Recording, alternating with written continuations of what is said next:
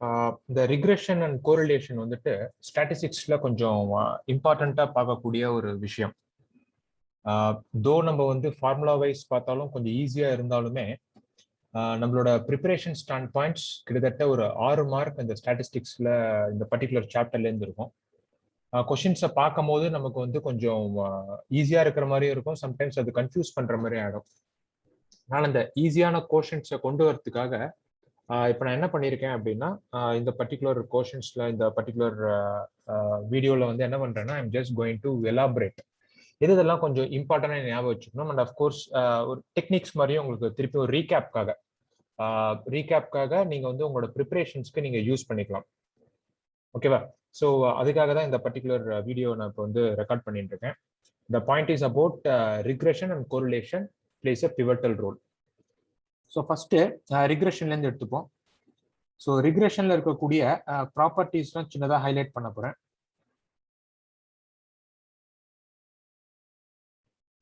So ரிக்ரெஷன்ல பார்த்துருந்தா நம்ம ஏற்கனவே தெரிஞ்ச ஒரு ப்ராப்பர்ட்டி என்ன அப்படின்னா, the first one goes like this. So it plays a pivotal role. என்ன அப்படின்னா ஆர், அதாவது நம்மளோட correlation coefficient. It is nothing but ரெண்டு ரிக்ரெஷன் கோஎஃபிஷியன்ட்டோட ஜாமெட்ரிக் மீன்ங்கிறத நம்ம படிச்சிருந்தோம். So r is equal to regression coefficient byx into bxy. இது உங்களோட ஃபர்ஸ்ட் ப்ராப்பர்ட்டியா நம்ம பார்த்துக்கலாம். அதே மாதிரி இன்னொன்று எடுத்துக்கலாம் அப்படின்னு பார்த்தோம்னா, நெக்ஸ்ட் ப்ராப்பர்ட்டி என்ன சொல்ல போறோம் அப்படின்னா, லைக் உங்களோட ரிக்ரெஷன் கோஎஃபிஷியன்ட் அதே மாதிரி உங்களோட கோரிலேஷன் கோஎஃபிஷியன்ட்ஸ் எல்லாமே ஒரே சைனா தான் இருக்கும் அப்படிங்கறத நம்ம எடுத்துனோம். சைன் ஆஃப் உங்களோட கோரிலேஷன் கோஎஃபிஷியன்ட், ரிக்ரெஷன் கோஎஃபிஷியன்ட் ரெண்டுமே will always be equal, meaning together positive, together negative. Third என்ன பார்க்குறோம் அப்படின்னா, உங்களோட regression lines they intersect at means. ஏன்னா ரெண்டு ரிக்ரெஷன் லைன்ஸ் உண்டு. y on x ன்னு ஒன்று உண்டு, x on y அப்படின்னு சொல்லிட்டு உண்டு. the regression lines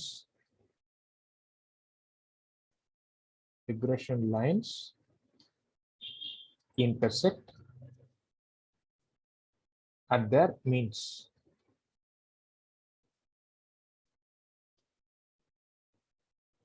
A point of intersection of two regression lines will be called as x bar, y bar.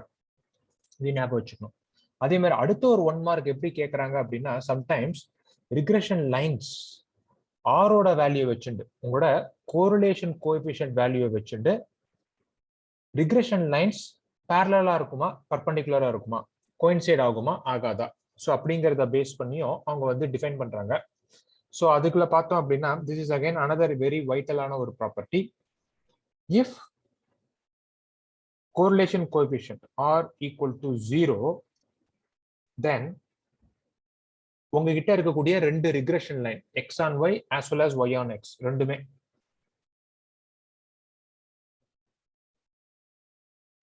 the regression lines are perpendicular.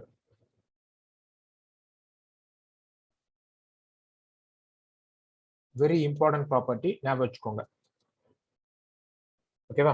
So if r equal to 0, then the regression lines are perpendicular. ரொம்ப vital. Sir அப்போ r வந்துட்டு 0ன்னு சொல்லிட்டோம், r வந்து -1 இல்லைன்னா r வந்து +1 அப்படின்றதுன்னா, then they will intersect. அப்போ அந்த point of intersection என்னது சார்? அதுதான் உங்களோட செகண்ட், அதுதான் உங்களோட third property. Regression lines intersect at their arithmetic means x bar and y bar respectively. Very vital. ஓகேவா? ஸோ ரொம்ப இம்பார்ட்டண்டா பார்க்கக்கூடிய ஒரு 4 ப்ராப்பர்ட்டி இங்க உங்களுக்காக ஹைலைட் பண்ணியிருக்கேன். உங்களோட எக்ஸாம் ஸ்டாண்ட் பாயிண்ட் நீங்க படிக்கும் போது this plays a pivotal role. அதே மாதிரி இன்னும் ஒரே ஒரு ப்ராப்பர்ட்டி, வெரி கீயான ப்ராப்பர்ட்டி என்ன அப்படின்னு பாத்தீங்கன்னா, the arithmetic mean of the regression coefficients. The arithmetic mean of regression coefficients is always greater than their correlation coefficient. Is always greater than correlation coefficient. இந்த R அப்படி நம்ம எழுதுறது வந்துட்டு கார்ல் பியர்சன்ஸ் கோரிலேஷன் கோஎஃபிஷியன்ட். அதான் நம்மளோட டினோஷன். அப்ப இதை நம்ம வந்து டிஃபைன்டு ஃபார்மேட்ல நம்ம எழுதுறோம் அப்படின்னா arithmetic mean of regression coefficients. அப்ப நம்மளுக்கு தெரிஞ்ச ரெண்டு ரிக்ரெஷன் கோஎஃபிஷியன்ட்ஸ் இது பிஒய்எக்ஸ் ஒன்று, அதே மாதிரி பிஎக்ஸ்ஒய் ஒன்று.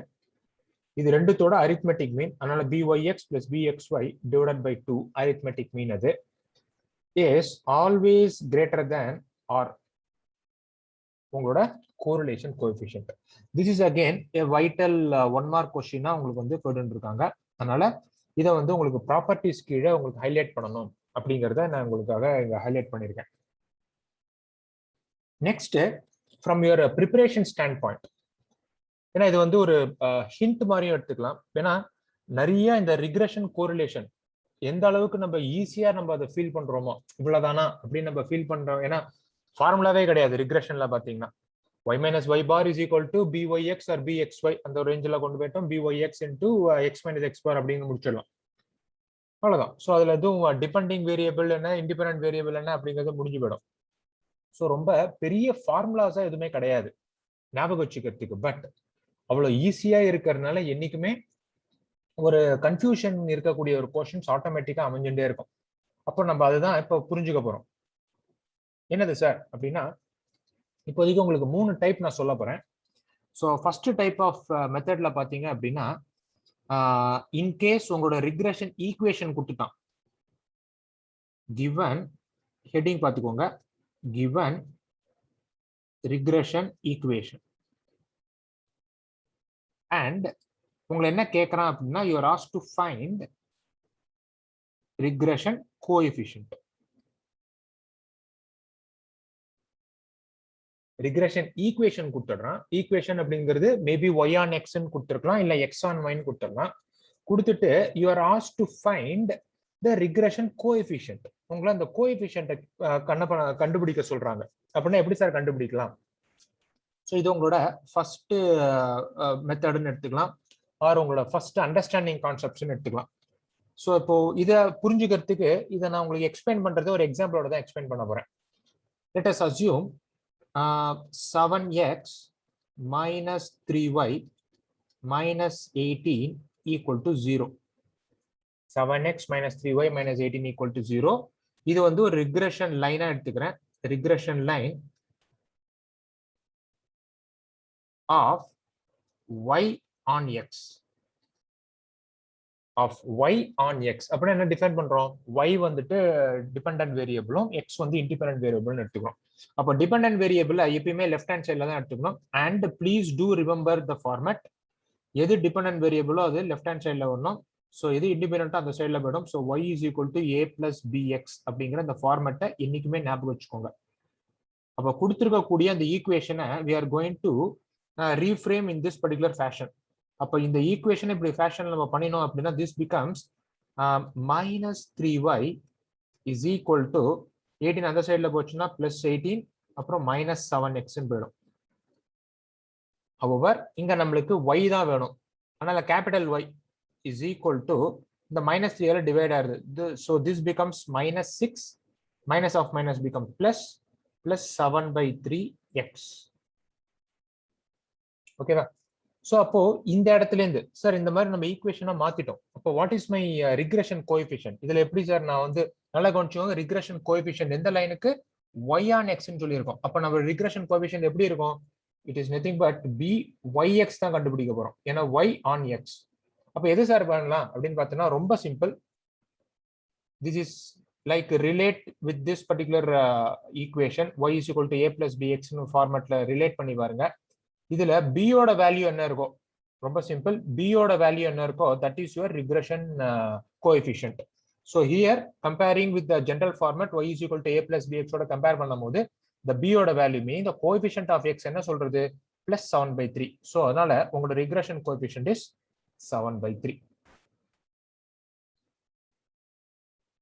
இது one of the method to find your regression coefficient directly when the regression equation is given. அந்த ஈக்குவேஷன் ஸ்பெசிஃபிக்கா கொடுத்திருக்கான் y on x, x on y ன்னு சொல்லிட்டு.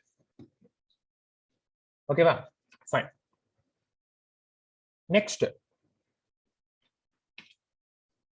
நெக்ஸ்ட் பார்ட் பார்த்தோம் அப்படின்னா எது வந்து ரிக்ரெஷன் ஈக்குவேஷன்? ரெண்டு ஈக்குவேஷன் கொடுத்துடுறான். எது வந்து ரிக்ரெஷன் ஈக்குவேஷன் அப்படிங்கறத நம்ம கண்டுபிடிக்கிறதுக்கு we always require a particular fashion. So recognizing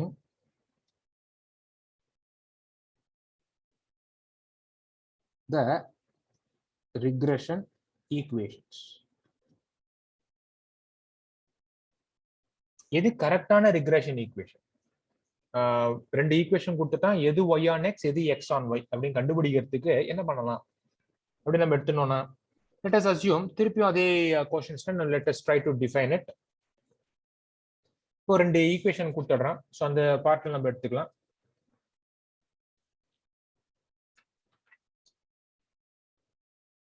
ஒரே ஈக்குவேஷன் எடுத்துக்க போறேன். ax ஜெனரல் ஃபார்மேட்காக plus by plus c equal to 0. இப்போ இந்த ஈக்குவேஷனை let us assume இது வந்து y on x இருக்குன்னு வச்சுப்போம். assuming this is y on x. அப்ப நம்ம ஃபார்மேட் என்னவா இருக்கணும்? நம்ம ஃபார்மேட் நம்ம எழுதணும் அப்படின்னா this should be இந்த ஜெனரல் ஃபார்மேட்ல எழுதணும் அப்படின்னா this should be by is equal to minus c minus ax. இந்த சைடுல போய்டும். அப்போ இதுல இருந்து y எடுத்துட்டோம் அப்படின்னா this becomes minus c by b minus a by b x. So last property பார்த்ததே தான். ஸோ இதுல இருந்து நம்ம என்ன டிரைவ் பண்ணினோம் அப்படின்னா y on x நம்ம சொல்லும் போது இப்போ b yx will be equal to டைரக்டா ஒரு ஈக்குவேஷன் வச்சு நம்ம பண்றோம் அப்படின்னா it is very easy. Coefficient of x divided by coefficient of y. நீங்க டைரக்டாவே இதை கண்டுபிடிச்சிடலாம். coefficient of x divided by coefficient of y. Similarly, இன்னொரு பார்ட்ல நம்ம எடுத்துக்கிறோம் அப்படின்னா இன்னொரு பார்ட்ல என்ன சொல்றாங்க?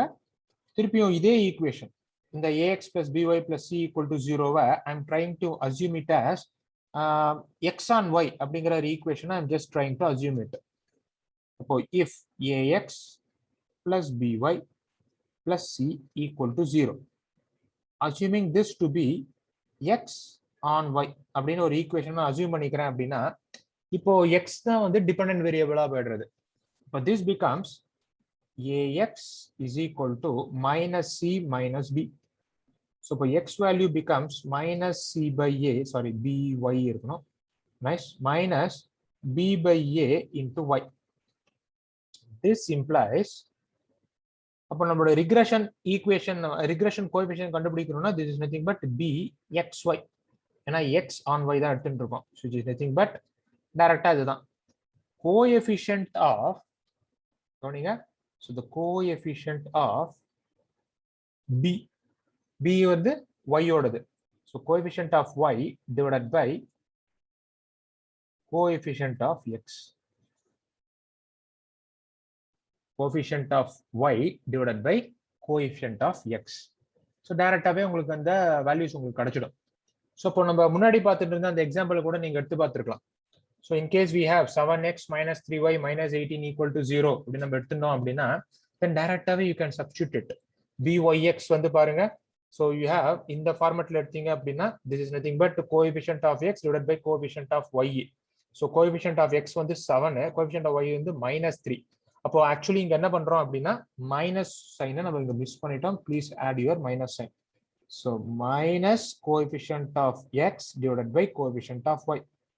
அதே மாதிரி இங்கேயும் minus coefficient of x divided by coefficient of coefficient of y divided by coefficient of x. மறந்துடாதீங்க. So this is again an important question for you to just understand on the concepts of how to directly find. சரி sir, இப்போ நம்ம தான் கண்டுபிடிச்சிட்டோம். First property அதே மாதிரி தான் சொன்னீங்க, இதையும் நம்ம கண்டுபிடிச்சிட்டோம். ஆனா இப்போ நான் வந்து எது எந்த லைனுக்கு நான் எப்படி சார் அசியூம் பண்ணிப்பேன் அப்படின்னா, நல்லா ஞாபகம் வச்சுக்கோங்க, ஆல்வேஸ் ரொம்ப important.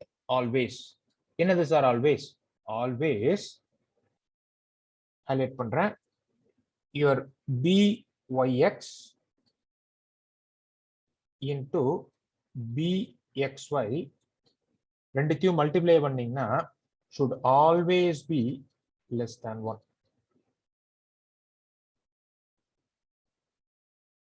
should always be less than 1. அப்ப நீங்க மல்டிப்ளை பண்ணி பார்க்கும்போது நீங்க எப்படியோ ரெண்டு ஈக்குவேஷன்ஸ் கொடுத்துருக்கோம். அந்த ரெண்டு ஈக்குவேஷன்ஸ்ல எது கரெக்டான லைனோட ஈக்குவேஷன் அப்படிங்கறத நம்ம டிஃபைன் பண்றதுக்காக if you just multiply and see the coefficients byx and bxy with your assumptions பண்ணீங்க அப்படின்னா அண்ட் அந்த மல்டிப்ளிகேஷன்ல if you are able to find இதுதான் இப்படி உங்களுக்கு வருது அப்படின்னா then you will be less than 1 answer வந்துருச்சுன்னா then your assumptions are right அப்படிங்கிற மாதிரி டிஃபைன் ஆயிடும். இதை புரிய வைக்கிறதுக்கு let me take an example. So if in case we have two equations 7x minus 3y minus 18 equal to 0. Similarly 4x minus y minus 11 equal to 0. ரெண்டு line கொடுத்துட்டான். இந்த question என்ன கேக்குறான் அப்படின்னா which is the regression equation of y on x அப்படின்னு ஒரு question கேக்குறான்னு வெச்சுக்கோமே. regression equation of y on x. The question is y on x எதுன்னு கேக்குறான்.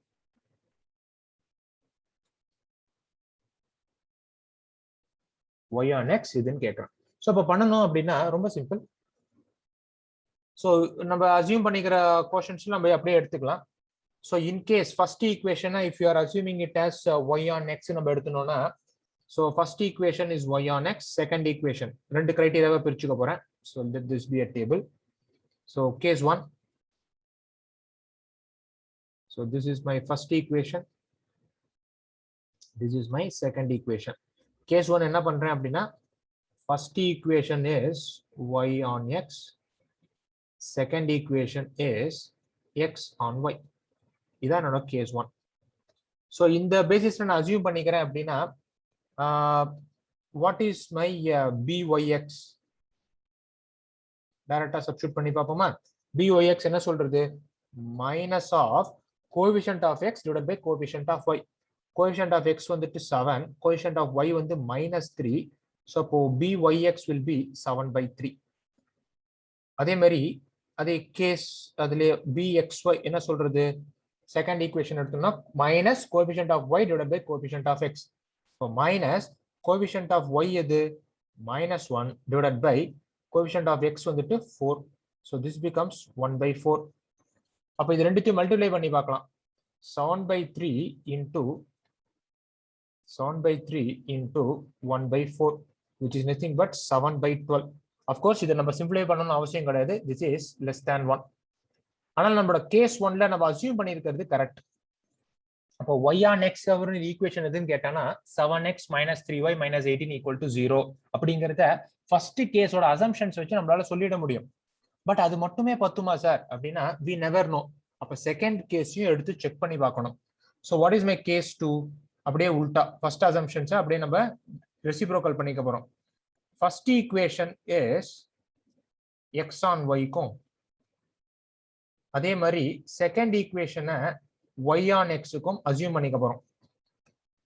இது இப்படி பண்ணிட்டோம் அப்படின்னா what is my byx?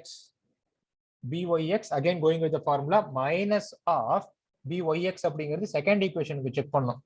Coefficient of x divided by coefficient of y. So இப்போ coefficient of x வந்துட்டு 4 divided by -1. So this is nothing but capital positive 4. அதே மாதிரி bxy அப்படிங்கிறது ஃபர்ஸ்ட் ஈக்குவேஷனுக்கு வரணும். ஸோ bxy அப்படிங்கிற ஃபர்ஸ்ட் ஈக்குவேஷன்ல பார்த்தோன்னா minus of coefficient of y divided by coefficient of x. So coefficient of y is -3 divided by 7. So this becomes plus 3/7. அப்போ இது ரெண்டுத்தையும் மல்டிப்ளை பண்ணி பார்த்தோம்னா in case we are multiplying both byx and bxy will be able to get 4 into 3/7. which is nothing but 12/7. so which is not less than 1, it is greater than 1. அப்போ case 2ல நம்ம assume பண்ணிருக்கிறது our assumptions is wrong. அப்ப டைரக்டாவே நம்மளோட ஆன்சரை இந்த case வச்சு நம்மளால சொல்லிட முடியும். you are able to recognize the regression equations without substituting any big values. nice, good. இது உங்களுக்கு கிளியரா புரியுதுன்னு நினைக்கிறேன். நெக்ஸ்ட் அதே மாதிரி அந்த லாஸ்ட் இம்பார்ட்டன்ட் ஒரு கோஷன் என்ன பேசிஸ்ல சொல்றான் அப்படின்னா இந்த ஸ்டாண்டர்ட் டீவியேஷன் வேரியன்ஸ்லாம் நம்மளோட சென்ட்ரல் டெண்டன்சில இருந்து படிச்சுன்னு வரக்கூடிய ஒரு கோஷன் அது. இந்த ஸ்டாண்டர்ட் டீவியேஷன் வேரியன்ஸ் இதெல்லாம் திருப்பி நம்மள கேக்குறான்னு வச்சுக்கோமே, from your regression equations. நல்லா கவனிச்சுக்கோங்க.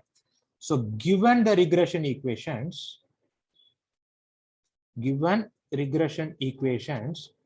என்ன கேக்குறான்? Find standard deviation or variance. Of course நம்மளுக்கு தெரிஞ்ச ஒரு ஃபேக்டர் என்ன அப்படின்னா வேரியன்ஸ் அப்படிங்கிறது ஸ்டாண்டர்ட் டிவியேஷனோட ஸ்கொயர். ஸ்டாண்டர்ட் டிவியேஷனோட ஸ்கொயர் அல்லது ஸ்டாண்டர்ட் டிவியேஷனோட இது ஸ்கொயர் ரூட் வந்துட்டு நம்ம வேரியன்ஸோட ஸ்கொயர் ரூட் வந்து நம்ம ஸ்டாண்டர்ட் டிவியேஷன் சொல்லிடுவோம். That is how we have been defining it. So இப்போ நம்ம என்ன தெரிஞ்சுக்க போறோம் அப்படின்னா ரிக்ரெஷன் ஈக்குவேஷன்ஸை கொடுத்துட்றோம். But we are asked to find the standard deviation or variance from the given regression equations. எப்படி சார் பண்ணலாம்? So அதுக்கு பாத்தீங்க அப்படின்னா let me take an example. ஏன்னா we know a formula. Of course நம்ம வந்து படிச்சிருக்கிற இந்த ஃபார்முலா வச்சு நம்ம பார்த்தோம் அப்படின்னா we know the formula byx is equal to r into sigma y by sigma x. Similarly bxy is equal to r into sigma x by sigma y. இந்த formula நம்ம படிச்சிருக்கோம். ஸோ இப்போ இந்த ஃபார்முலால இருந்து தான் இப்போ நம்ம யூஸ் பண்ணக்கூடிய ஒரு இன்ஃபரன்ஸ் நம்மளுக்கு ஹெல்ப் பண்ண போகுது for to find directly our standard deviation or variance values டைரக்டாவே. ஸோ அதுக்கு let us take an example. என்ன எக்ஸாம்பிள் அப்படின்னா let us assume given variance of x வந்துட்டு 9 எடுத்துப்போம். variance of x is 9 கொடுத்துட்டோம். And there are two regression equations.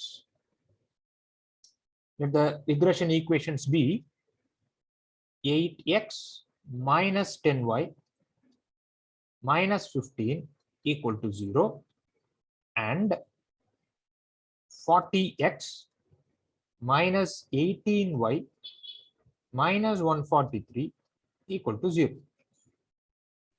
So let us assume variance of x கொடுத்துட்டான். அதுக்கப்புறம் you are given the two regression equations. So இப்போ நம்மள என்ன கேட்கறான் அப்படின்னா this is our question. The question is find standard deviation of y. டைரக்டாவே கேட்டுடுறோம். திருப்பி repeat பண்றேன், without finding out the direct values. From the question itself, ஈக்குவேஷனை வச்சுட்டு நம்ம எப்படி கண்டுபிடிக்கலாம் அப்படிங்கறத பார்க்க போறோம். இப்போ ஏற்கனவே இங்க படிச்சிருக்க இந்த ஃபார்முலா வச்சுட்டு we will be in a position to derive something. In case you divide byx divided by bxy, ரெண்டுத்தையும் டிவைட் பண்ணி பாருங்களேன். byx-யும் bxy-யும் டிவைட் பண்ணி பாருங்க. byx divided by bxy will be equal to இந்த r-ம் அந்த r-ம் கேன்சல் ஆயிடும். So byx by bxy அப்படிங்கும்போது you will be able to get sigma y square divided by sigma x square. டைரக்டாவே கிடைச்சிடும். அப்போ we are asked to find standard deviation of y. அப்போ அந்த sigma y தான் value தான் நம்மள கேக்குறான். அப்போ இந்த கண்டிஷன்ஸை வச்சுட்டு will be in a position to find out the value of sigma y. ரொம்ப ஈஸி. ஆனா அதுக்கு முன்னாடி நம்ம முன்னாடி பார்த்திருந்த அந்த ப்ராப்பர்ட்டியை நம்ம திருப்பியும் ரீடிஃபைன் பண்ணணும். மீனிங் நீங்க எதை வேணாலும் regression equation of x on y or y on x ன்னு எடுத்துக்கலாம். But that should parallelly suffice that condition where byx into bxy should be always less than 1. அந்த கண்டிஷனை it has to match. ஓகேவா? So இப்போ இந்த particular chapter இந்த particular ப்ராப்பர்ட்டில இருந்து நம்ம அதை எடுத்துக்க போறோம். So in case I am assuming it, என்னோட அசம்ஷன்ஸ் என்ன சொல்றேன்னு பாருங்க. In case I am assuming it, let this be my first equation, this my second equation. So first equation na y on x ஆகும், second equation x on y ஆகும் assume பண்ணிக்கிறேன். அப்ப first equation y on x அப்படினா what is my byx? byx என்னவா இருக்க போகுது? so byx என்னவா இருக்கும்? ஏற்கனவே படிச்ச மாதிரி தான், minus coefficient of x divided by coefficient of y. So இப்போ minus coefficient of x divided by coefficient of y ன்னு சொல்றோம். அப்ப coefficient of x என்னது? 8. அதனால minus 8 divided by minus 10. So which is nothing but 8 by 10. இது என்னோட byx. Similarly, second equation I am assuming it as இது y on x na, that should be x on y. x on y. அப்போ என்னோட b xy என்னவா இருக்கும்? அப்படியே உல்டா. So b xy என்னவா இருக்கும்? Coefficient of y divided by coefficient of x. அப்ப coefficient of y அப்படிங்கிறது -18. of course மைனஸ் சைனை மிஸ் பண்ணிட கூடாது. Minus of -18 divided by 40.